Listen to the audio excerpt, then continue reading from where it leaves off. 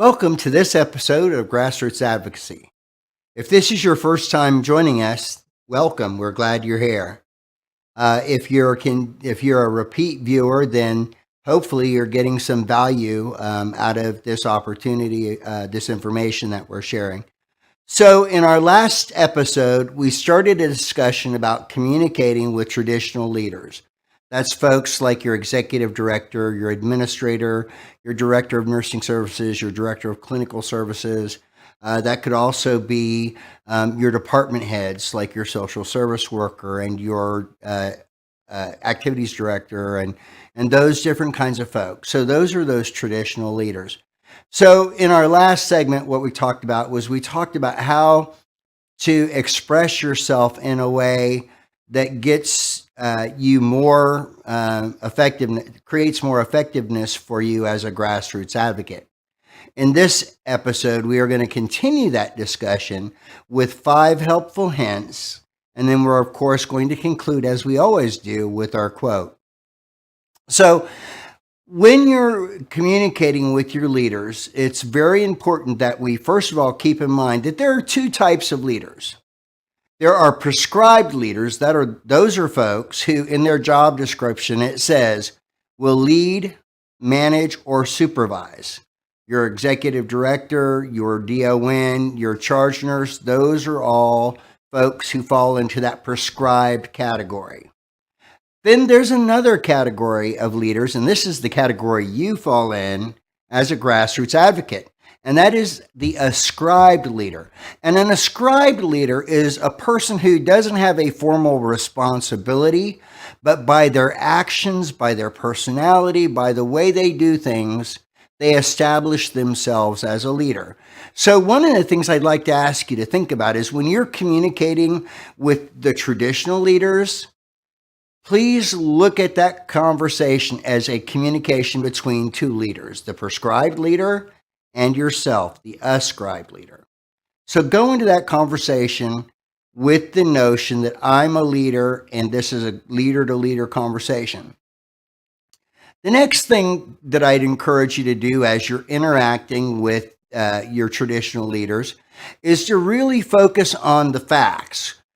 Whatever the reason is that you have to go and communicate or that you want to go and communicate with that leader, make sure to stay focused on the facts. So for example, let's say for the sake of discussion that you were in the dining room and you observed that the trays were coming out of the dining room and the temperature of the food was not hot, and it was supposed to be.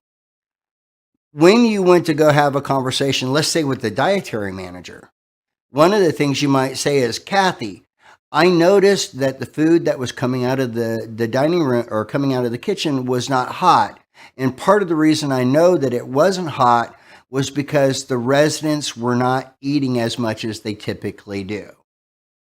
So it's really important to be able to state the facts and avoid the opinions. So you wouldn't say, Kathy, the food's coming out of the dining room, coming out of the kitchen cold. And the way I know that is because I see your kitchen staff standing around and not doing anything. That's not necessarily a fact, that's an opinion. And so you want to avoid those opinions. The next thing that you want to do is you want to be able, as a leader, you want to be able to offer solutions. And those solutions need to be well thought out, they need to be practical, and they need to be implementable. In other words, we need to really be able to do them. And so following that notion about the food not coming out of the dining room at the right temperature or warm, you might say, so Kathy, I have an idea. What about if we make sure that that the food stays on the prep table under warming lights until the staff is in here to start passing trays? That might be a reasonable solution. Another reasonable solution might be, what about if we don't plate the meal until all of the nursing assistants are present to start distributing trays? That's another possible solution. It's important for you as a grassroots advocate as an informal leader, it's important for you to come up with good, useful recommendations to help address whatever current concern it is that you're having. Otherwise, if you don't come to the table with solutions, then you're really just being part of the BMW club. And I'm not talking about the automobile. I'm talking about blaming, moaning, and whining.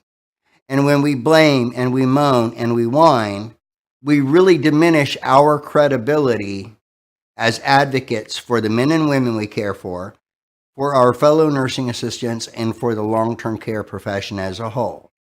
So go armed with really great solutions. Take a few minutes, think about it, see what makes sense, and then go armed with solutions.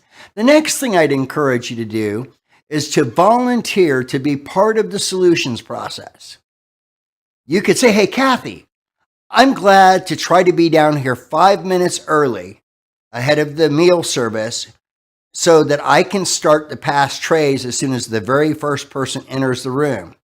And because we're getting the trays out quicker, the food is more likely to be warm.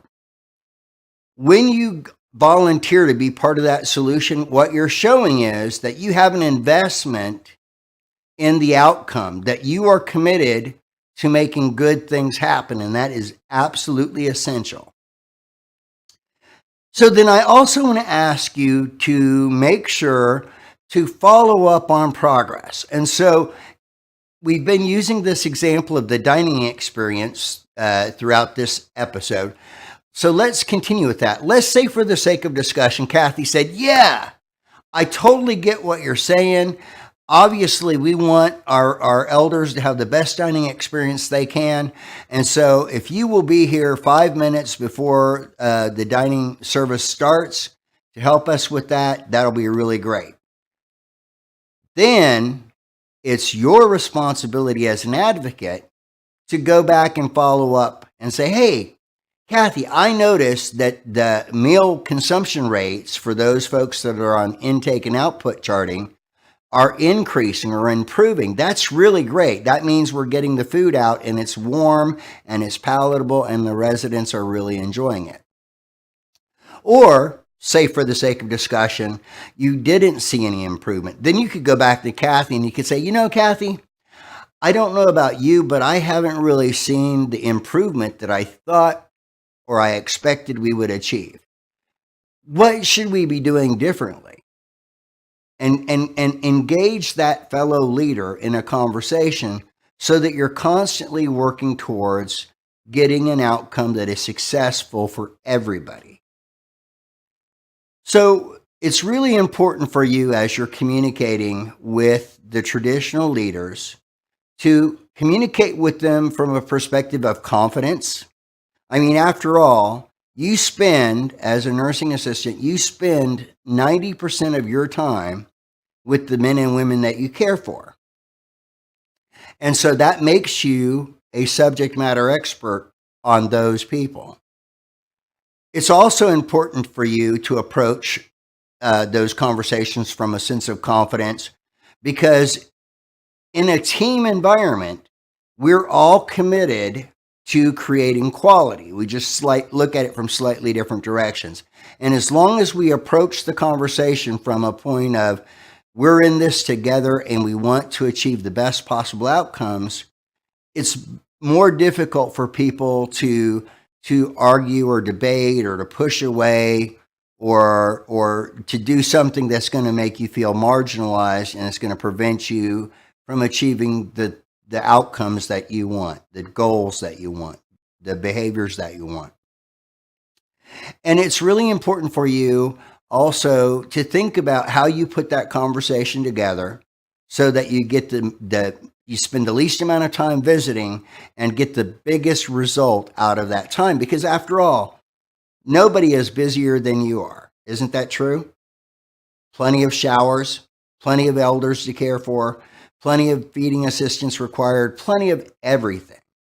And so you want to be able to get the most out of your experience that you possibly can. So those are my thoughts for this episode. I'd like to wrap up our session today by sharing with you a quote from somebody who I think is really cool, and that's Lee Iacocca. You can have brilliant ideas, But if you can't get them across, your ideas won't get you anywhere. I look forward to seeing you in our next episode.